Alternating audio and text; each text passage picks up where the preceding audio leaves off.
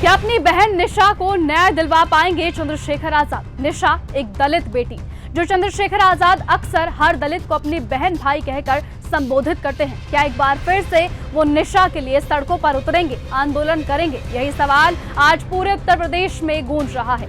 नमस्कार, आप देख रहे हैं न्यूज गंगा और मैं हूं आपके साथ निशा भारद्वाज। दरअसल पूरा मामला उत्तर प्रदेश के गाजीपुर से जुड़ा है, जहां एक पीड़ित परिवार से मिलने जा रहे लोगों पर हमले और पथराव की खबरें सामने आई थी। चंद्रशेखर आजाद ने अब इसी पर एक बड़ा बयान दिया है और अपने बयान में सीधे तौर पर उन्होंने आरोप लगाया है कि सत्ता के दबाव में बहुजन समाज के नेताओं को पीड़ित परिवारों से मिलने तक नहीं दिया जाता है। उन्होंने सवाल उठाया कि क्या ये गुलाम भारत है जहां अपने ही समाज के लोग अपने ही लोगों से नहीं मिल सकते? आजाद ने कहा कि जब बहन बेटियों के साथ अन्याय होता है तो सत्ता आराम से बैठकर चुपचाप देखती और सुनती क्यों है? उन्होंने सीधे तौर पर सरकार और नेताओं को घेरते हुए कहा कि सत्ताधारी आप लोग हो, अगर न्याय नहीं दिला सकते हो तो साफ तौर पर अपना इस्तीफा दे दो।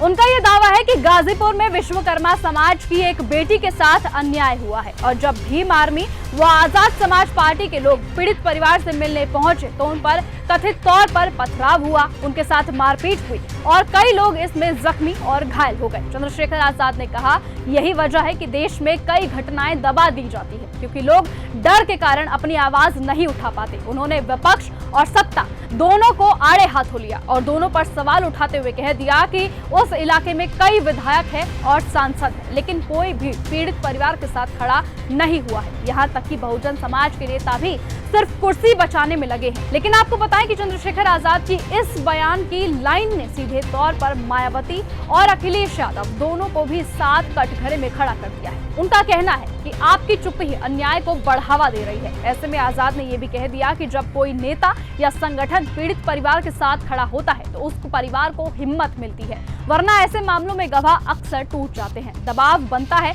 और न्याय कहीं खो सा जाता है। अपने संदेश में उन्होंने बहुजन समाज के लोगों से अपील की कि पार्टी से ऊपर उठकर अन्याय के खिलाफ आवाज उठाएं और संघर्ष करें, तभी जाकर न्याय मिलेगा। उन्होंने साफ कहा कि अगर आप नहीं बोलेंगे तो हम लड़ेंगे, सड़क से लेकर सदन तक इस मुद्दे को उठाएंगे।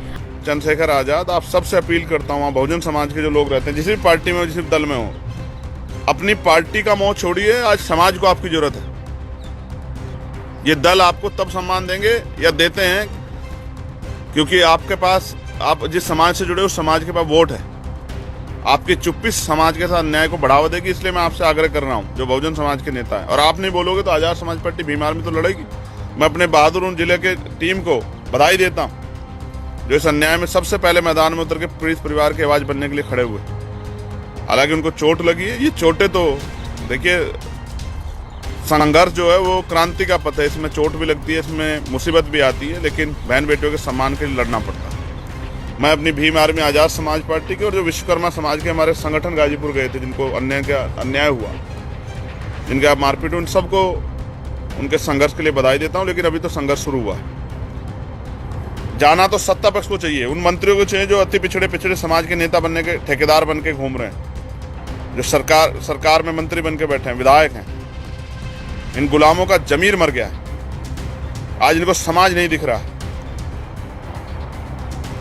जाना तो मुख्यमंत्री को चाहिए, जाना तो मुख्यमंत्री को चाहिए, जाना तो सरकार के विधायकों को चाहिए, सांसदों को चाहिए, लेकिन अपने समाज पे लाठी चल रही है, अपने समाज की बच्चों के साथ न्याय हो रहा है, लेकिन चुप हैं।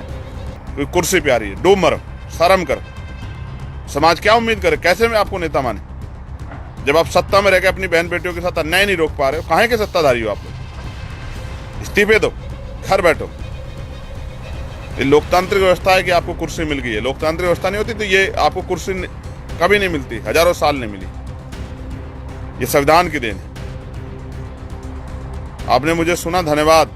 लेकिन मैं आपसे अपील करूंगा कि हर अन्याय के खिलाफ, जो बहुजन समाज के खिलाफ हो या महिला के खिलाफ कोई भी अन्याय हो, उसमें खड़े होकर आंदोलन करें, संघर्ष करें, उस परिवार को न्याय दिलाएं, उनको एहसास कराएं कि जब सत्ता उनका दमन करेगी तो हम लोग उनके साथ खड़े रहेंगे। मैं पुनः गाजीपुर के साथियों को, भीम आर्मी आजाद समाज पार्टी को और विश्वकर्मा समाज के जो हमारे संगठन जो गए थे, उनको धन्यवाद देता हूं कि उन्होंने इस आवाज को उठा के इतना माहौल बना दिया कि हर आदमी को जो है आज उसकी बात करनी पड़ रही है, वहां जाना पड़ रहा है। अब बड़ा सवाल यही है कि क्या उत्तर प्रदेश में हालात इतने खराब है कि नेताओं को रोका जा रहा है, या फिर ये सब कुछ सिर्फ राजनीतिक आरोप प्रत्यारोप का दौर है जो अक्सर चलता है। लेकिन इतना जरूर तय है कि चंद्रशेखर आजाद का ये बयान सियासत में एक नई बहस छेड़ चुका है। अब इस पूरे मुद्दे पर आपकी क्या कुछ राय है? आपको क्या लगता है कि क्या चंद्रशेखर आजाद उस दलित बेटी को न्याय दिलवा पाएंगे? क्या चंद्रशेखर आजाद, जो अक्सर दलितों को अपना भाई बहन कहते हैं, क्या उसी तरीके से वो अपनी बहन निशा को न्याय दिलवा पाएंगे या नहीं? अपनी राय कमेंट में जरूर दीजिएगा। और आज की इस खबर में सिर्फ इतना ही। देखते रहिए और बने रहिए न्यूज गंगा के साथ। नमस्कार।